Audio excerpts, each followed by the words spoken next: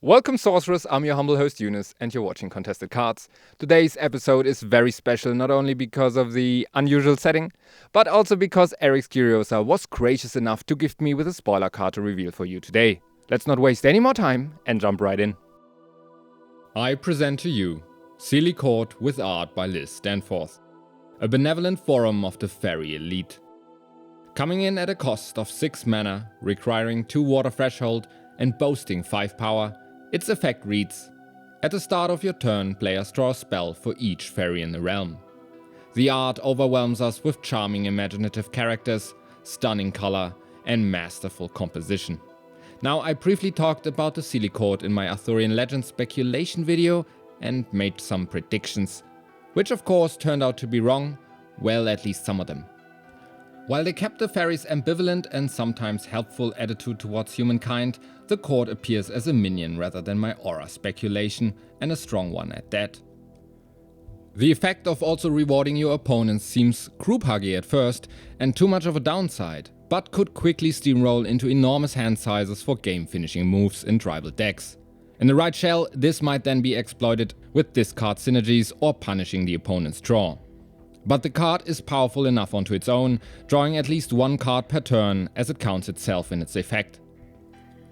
Furthermore, it adds 2 water's draw options and offers a unique approach in comparison with cards like Queen of Midland, who also provide steady draw, but on the downside of being low-powered desert fodder. Feel free to leave your thoughts on the card and its potential use cases in the comments down below. So far, we've only seen 3 minions of the fairy type in Alpha and Beta: Selfsame Simulacrum, Sling Pixies, and Fey Changeling, and Arthurian Legends is surely expanding on the selection available. At the time of making this video, we've also already seen Hyta sprites revealed, so there's definitely more to come. All fairies we've seen so far have been either part of the water or air element, like most spirit minions currently in the card pool. I'm keen to see how fairies develop their own tribal identity throughout the course of upcoming sets, and what more Arthurian Legends has in store for us. One thing is a given: where there's a Seelie Court, the UNSEELIE Court cannot be far. Talking about the courts, let's now go back and dive more into the lore and Liz Danforth's unique interpretation of it. She was kind enough to answer all my questions regarding her creative process and inspirations. A standout of the piece is the carefully crafted composition guiding the viewer's eyes, all in lead up to the Queen in white. Featured prominently in the center of frame, the Queen of Fey stands elevated above her court in front of a huge oak tree. Titania in Shakespeare's version, or just Queen of Fairies as in Tamlin, is of otherworldly grace. While being devoid of distinguishing features, she's depicted as an idealized version, as to represent universal appeal, the embodiment of beauty without flaws.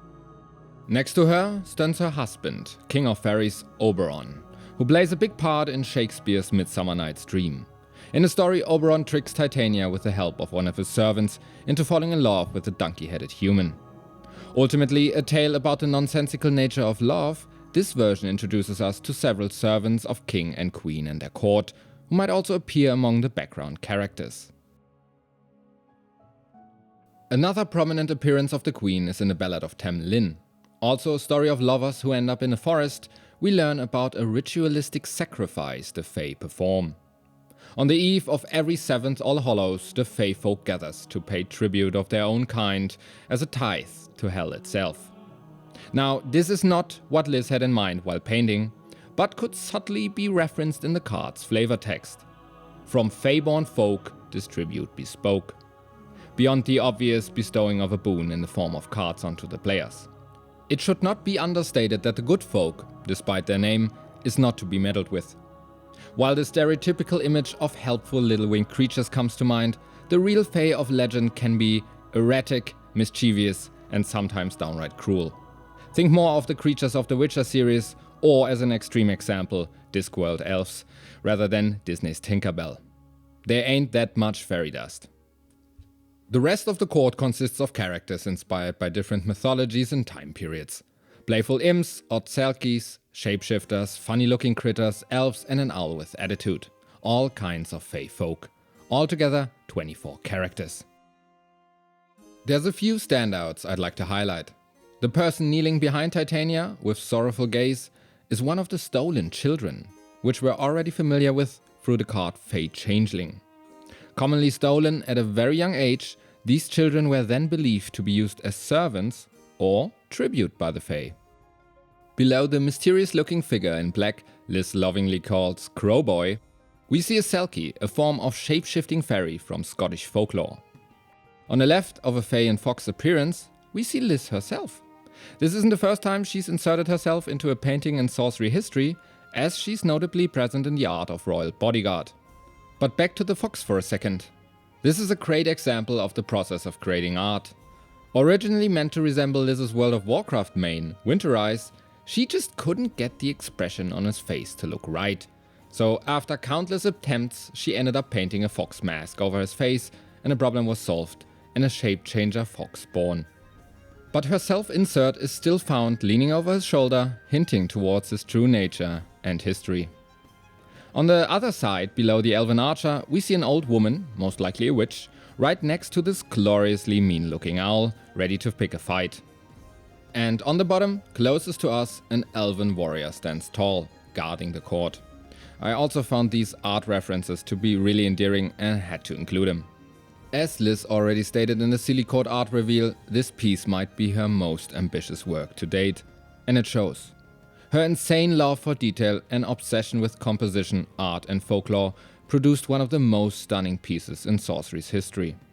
It's a reminder to how much an artist is part of their art, and to never forget to have fun with it. I can't wait to see what else she has in store for us. Special thanks to Liz Danforth for providing me with all these insights and many laughs. To find out more about her work, check out her Patreon linked in the description below, where she constantly updates on current paintings and provides colorful commentary on her life and thoughts, and maybe a fanfic or two about her WoW main. For all further reviews in the lead up to Arthurian Legends release on October 4th, be sure to join Sorcery's Discord server, Facebook page and subreddit if you haven't already. That has been it for this episode. I really hope you enjoyed. Thanks again to Erik's Curiosa for the opportunity, and thank you for watching. Consider liking and subscribing, and I see you guys next time.